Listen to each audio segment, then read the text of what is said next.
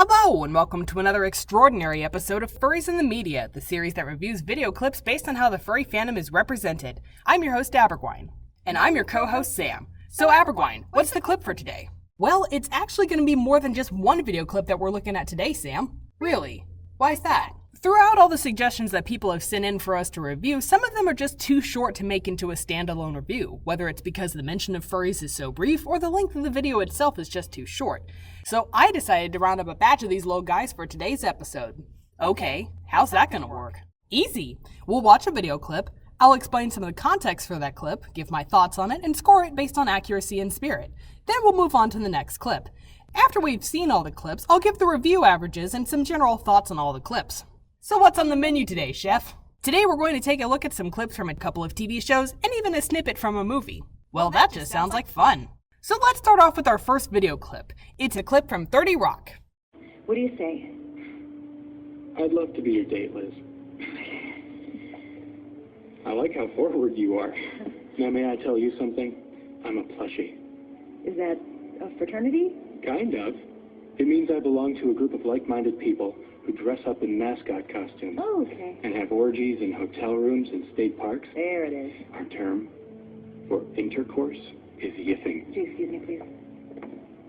What's the context for this one? So, the context for this episode is that Liz needs a date for an upcoming wedding. She asks one guy to go with her, but he in turn asks her to marry him as part of the process for him to become a US resident.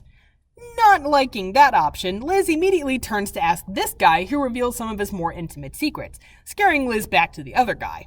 Even though the show clearly references characteristics that are stereotypically associated with furries, like dressing up in mascot costumes, having orgies in public venues, and even including the word yiffing, I don't think their intention was to make furries look bad.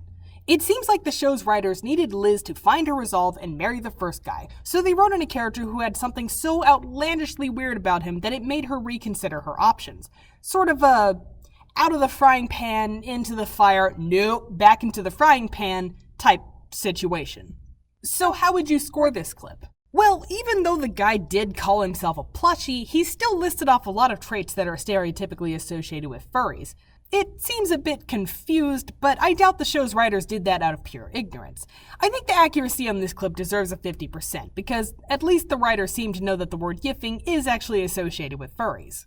For the spirit, I think this clip deserves a 100, mainly for that actor's performance. He performs his role pretty much deadpan instead of trying to force any sort of shock humor into it. That and the overall feel of this scene doesn't come across as a put down against furries. Regardless of whatever taboo thing the writers could have written for this scene, I think Liz was probably right to move away as quickly as she did from someone who's that open about their kinks. What's the next video, Bird Whine? This one's a snippet from Smosh the movie. 3, 2, 1, go! What the hell is this? Oh, God, no. Oh, okay. Oh, welcome to the party, bro. I forgot your costume. Going this way. Get it. Bunny twerk, bunny twerk, oh, bunny twerk, bunny twerk, bunny twerk, bunny twerk, bunny twerk, bunny twerk. The context for this is that Anthony and Ian are stuck in YouTube trying to find an especially embarrassing video clip so that they can take it down from YouTube. In order to do that, they have to enter the web address of the video they want to go to. But since they don't know the web address, they're left guessing until they find the right one. In their misadventures through YouTube, Anthony ends up in a video that seems to depict a furry party. Given Anthony's reaction to the situation and also taking into consideration the stereotypical portrayals of furries that have been utilized in the past, we can infer that the main character was expecting the scene to turn into something much more kinky than some dance floor bumping and grinding. Does the movie even say that these were furries? Since the main character's dialogue for this scene mostly consisted of panicked screaming, it's not exactly possible to confirm that these were furries. However, it's seemingly confirmed later on when a girl finds Anthony's animal ears, thinking they belong to her late uncle, and asks aloud, Uncle Keith was a furry? What does the score look like for this one? Not the greatest. If a furry was to dress up, it wouldn't be in a low-quality mascot costume. And if a person showed up to a furry party without a costume, I think most of the people at the party would be pretty chill with that instead of trying to force a pair of animal ears on them. But, to the movie's credit, we furries do love our electronic dance music. Accuracy is 50%. The spirit's a little harder to judge, but I think it was pretty clear that the protagonist seemed to have the idea in his head that the party was going to take an adult turn, and no other evidence was presented in the film to hint otherwise. Spirit also gets a 50%. Are there any more clips? One more! This last one's a clip from Metalocalypse. Jingles Computers says she's supposed to have some kind of an exhibition here. Oh my gods, look at this place. Sweaty nerds. Oh, cosplay geeks! DethKlok furries! So what's the context for this one? The lead singer of the band DethKlok, Nathan Explosion, is dating one of his own fans. The other band members discover that Nathan's girlfriend is cheating on him, and Nathan drags the rest of the band to Clockacon in order to prove his girlfriend's innocence. The band is disgusted by all of the convention attendees that they see there. You know, weirdly enough, out of all the clips we've seen today, I think this one held the most neutral portrayal of furries. Couldn't Smosh also be considered neutral? I don't really think so. See, the furries were the only group in that movie that had gotten that sort of reaction from the characters. Sure, we don't actually know what Anthony was expecting because he never actually said anything in that scene, nor were there any other clues as to how the party would have turned out. But when you have a stereotypical depiction of furries and they start surrounding a guy who's screaming his head off and making it obvious that he's not comfortable being there, it's pretty heavily implied what's going to happen next.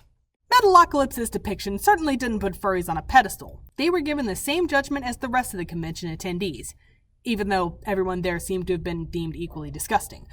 Whether it be for better or worse, the furries weren't given any special treatment from the rest of the people at the convention, and I think that's about as neutral as one could expect from Metalocalypse.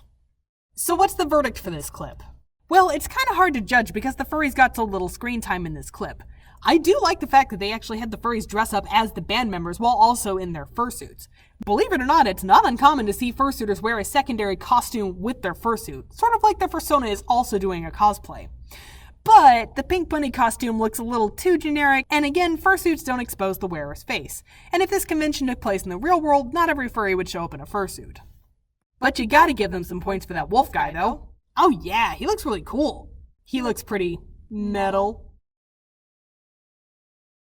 I'll see myself out. Accuracy for this clip is 75%. As far as Spirit is concerned, like I mentioned earlier, this clip seemed to hold a relatively neutral opinion on furries, granting them no special treatment. Even during the credits sequence, the furries meet an equally gory demise as the rest of the convention attendees. Ooh, can we see that? Not today. There's no content warning for this episode, and I really don't want to tack one on just for that. Aw, man. Watch the episode at your own discretion. The Spirit for this clip is 50%. Now let's take a look at the review averages for all the clips. First up is 30 Rock with 75%, Smosh the Movie coming in at 50%, and Metalocalypse with an average of 63%. And now time for my thoughts. Would you consider showing any of these clips to a first-timer? The only video clip out of today's review that I would consider showing a newcomer would be 30 Rock, because it seems to have the most positive attitude towards the fandom, even if it did confuse plushies and furries. But out of all the videos we've seen on furries in the media, it probably wouldn't be my first choice, as it doesn't include accurate information on the furry fandom. Would you recommend any of these clips to your followers? Each one of these video clips has its strengths and weaknesses. I won't necessarily say do or don't go watch any of these, but I think I personally enjoyed the video clips from 30 Rock and Metalocalypse the best. I would like to reiterate that if you do decide to watch the Metalocalypse episode on your own, please view it at your own discretion, as there is gore and swearing, because, hey, it is an Adult Swim show after all. All of these video clips got at least one thing or another wrong about furries. 30 Rock confused plushies and furries, Smosh implied that the furry party was likely going to take an adult turn, and Metalocalypse could have been a little more accurate with their portrayal of fursuiters. The clips we covered today show that there are some stereotypes about furries that still persist even to this day, but all in all, I don't think these clips were anywhere near as egregious as some of the stuff I reviewed from the early 2000s. Metalocalypse classed furries as equally disgusting as the rest of the convention attendees, but I think that has more to do with the band having an outsider's perspective on nerd fandom in general, and not so much a positive or even neutral stance on furries. Sure, I still don't think these clips are the best ones out there for portraying the furry fandom, but they still represent a marked improvement from the sorts of videos that were big in the mainstream this time 10 or 20 years ago. Positive changes don't always happen quickly, but I think it's important that we take the time to recognize even the smallest changes for the better. Well, that's it for today's episode of Furries in the Media. Have fun, stay awesome, bye-bye!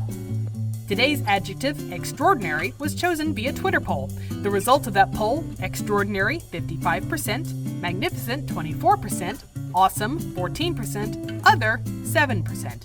Thank you all for voting!